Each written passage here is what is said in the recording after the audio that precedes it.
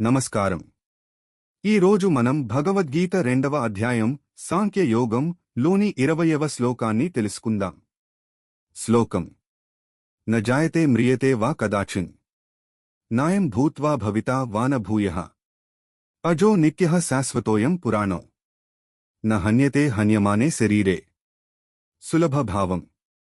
శ్రీకృష్ణుడు ఇలా అన్నాడు: ఆత్మకు ఎప్పుడూ జననం లేదు, మరణం కూడా లేదు.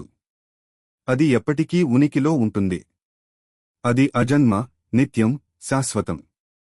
శరీరం నశించిన ఆత్మకు ఎలాంటి నష్టం ఉండదు. వివరణ: ఇది భగవద్గీతలో అత్యంత ప్రసిద్ధమైన శ్లోకాలలో ఒకటి. శ్రీకృష్ణుడు చెబుతున్నాడు, మన శరీరం తాత్కాలికం, కాని మన అసలు స్వరూపం అయిన ఆత్మ శాశ్వతమైనది. మరణం అంటే అంతం కాదు, అది కేవలం శరీర మార్పు మాత్రమే. జీవిత సందేశం: మనం కేవలం శరీరం కాదు, మన అసలు స్వరూపం ఆత్మ.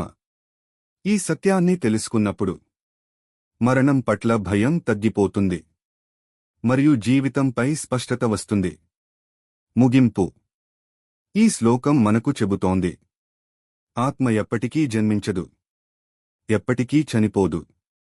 ఇలాంటి గీతా శ్లోకాల సులభ భావం తెలుసుకోవాలంటే మా ఛానల్ను సబ్స్క్రైబ్ చేయండి. వీడియో నచ్చితే లైక్, షేర్ చేయండి. ధన్యవాదాలు.